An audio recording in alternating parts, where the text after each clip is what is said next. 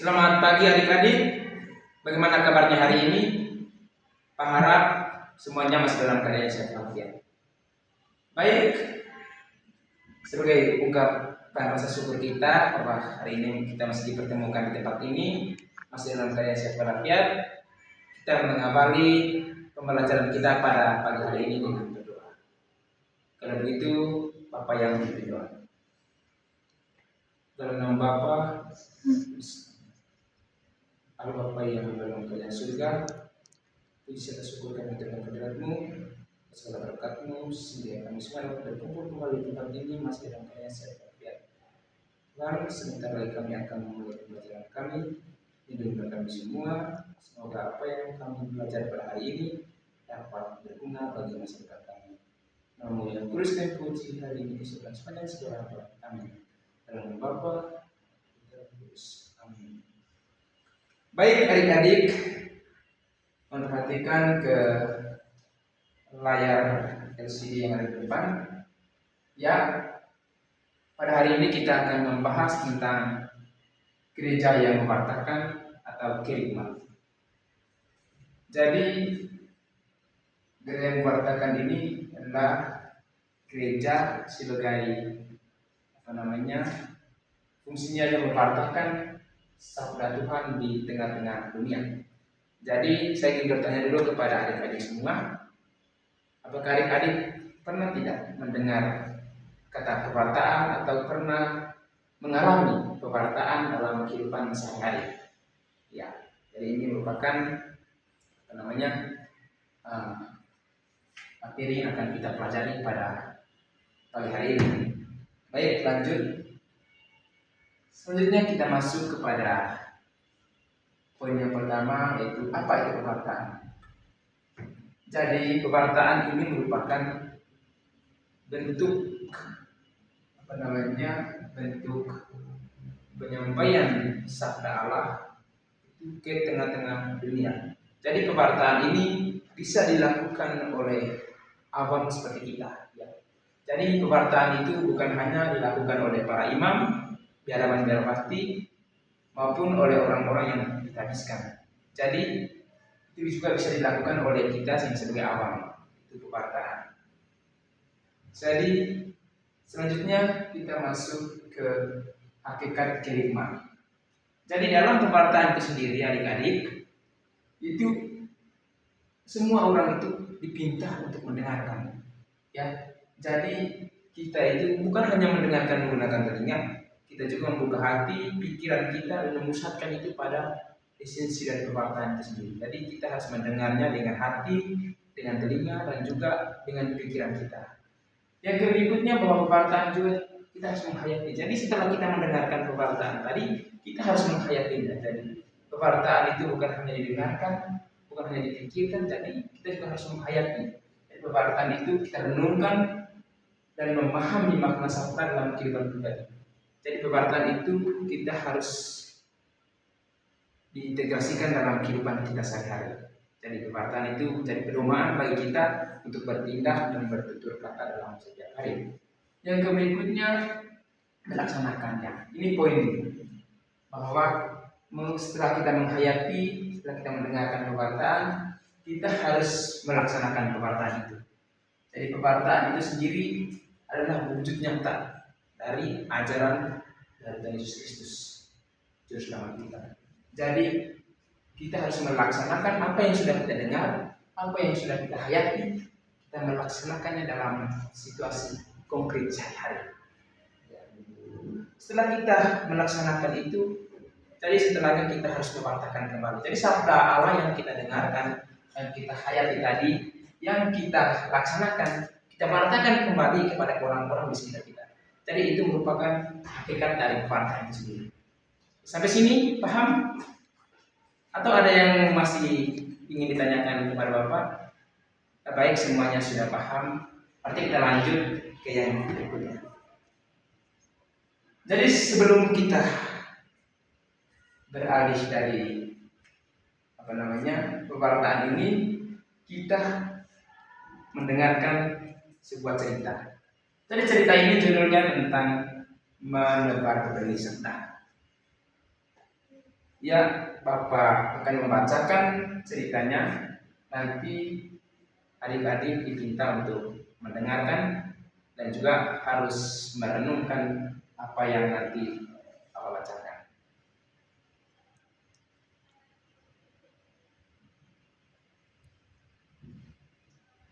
Jadi ceritanya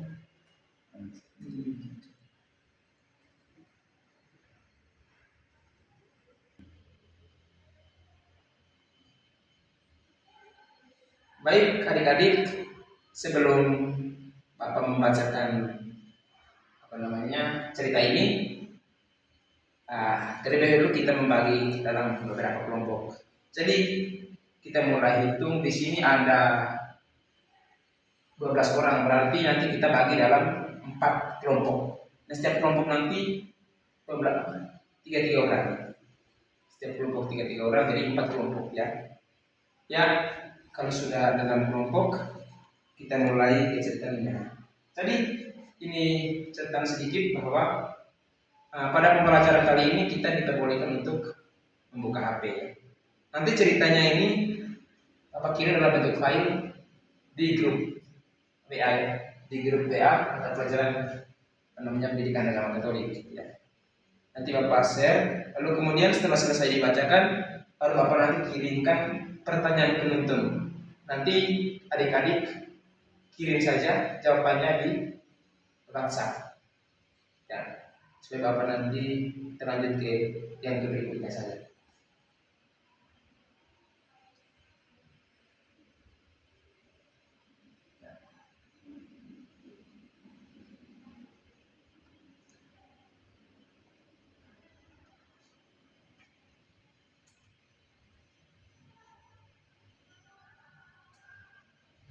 Jadi Bapak terangkan. Baik, setelah kita melihat tadi cerita yang telah Bapak kirim di WhatsApp grup, jadi ini merupakan gambaran umum dari cerita tadi ya. Jadi tokoh utama dalam cerita tadi itu judul.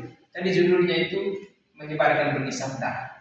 Nah, tokoh utamanya Thomas, seorang bapak tua kesepian yang mencari guru sekolah minggu dengan dedikasi. Yang berikutnya ide cerita.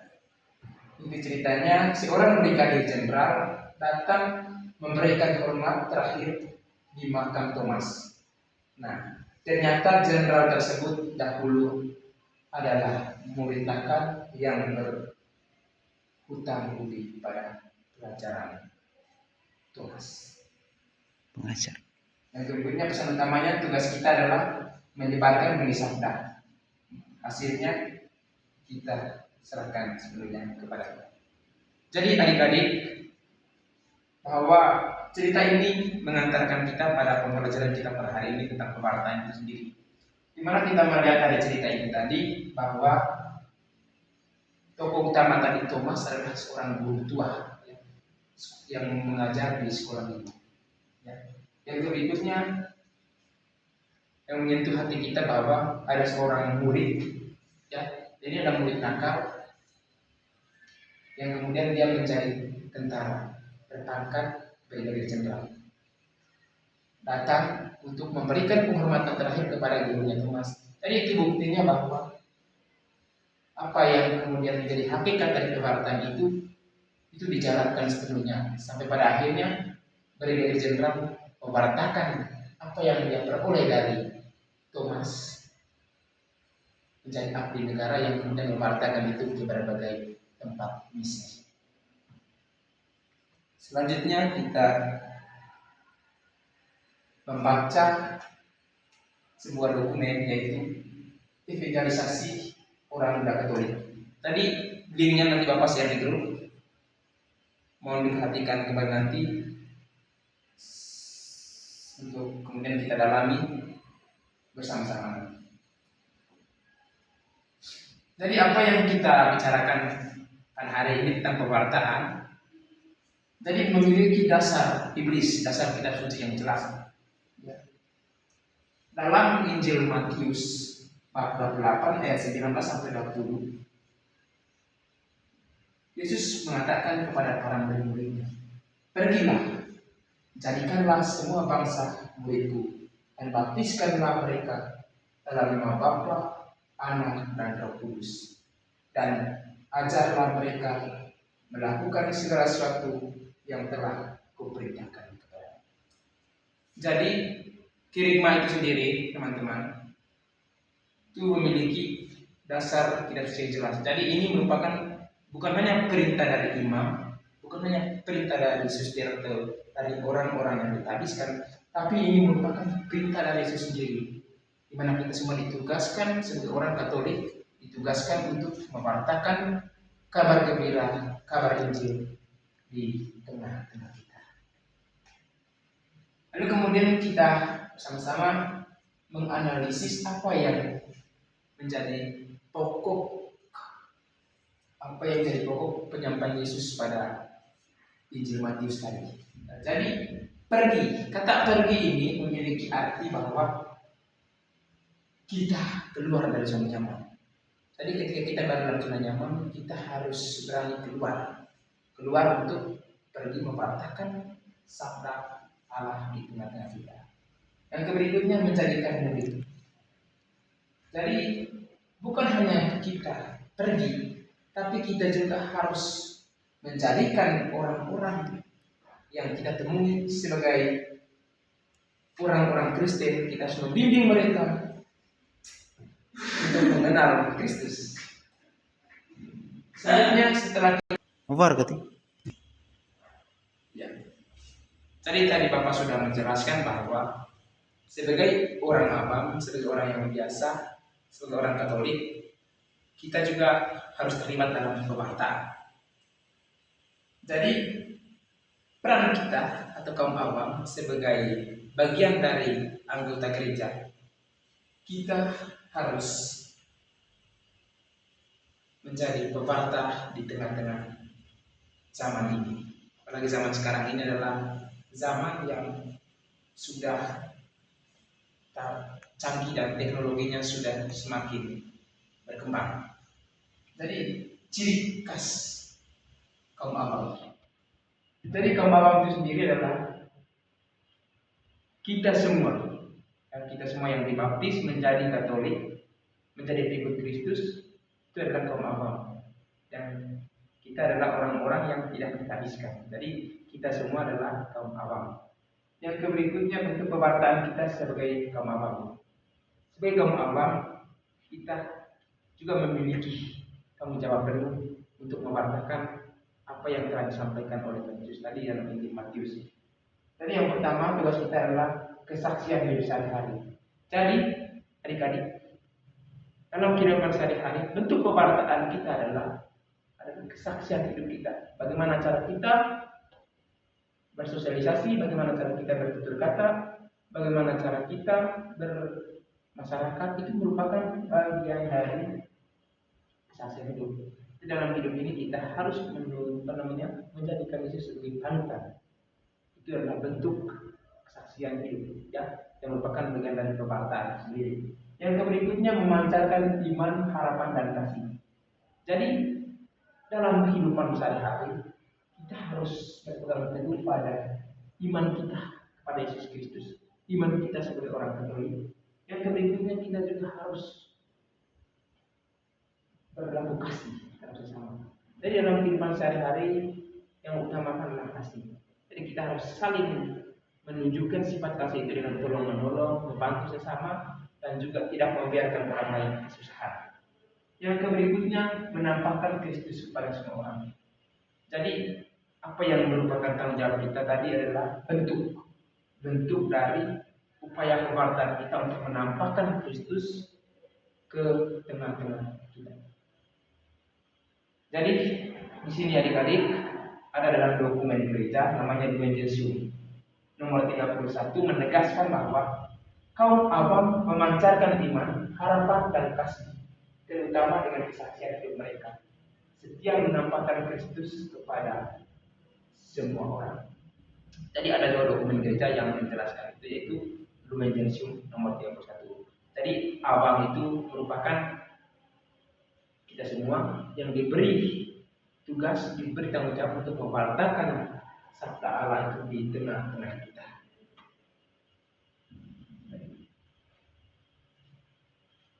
Jadi kita masuk ke yang berikutnya adalah tantangan dan panggilan kita.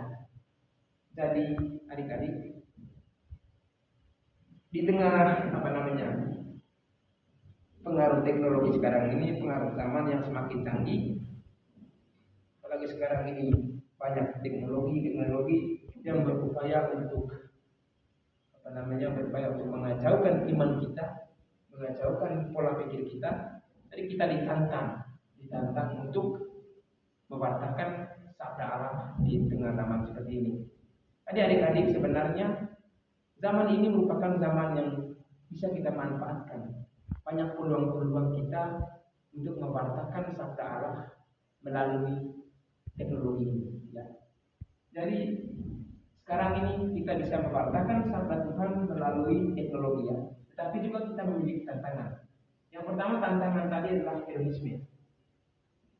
Hedonisme ini merupakan, adik-adik, bisa kita jelaskan bahwa hedonisme ini merupakan sebuah paham yang suka kemewah-mewahan.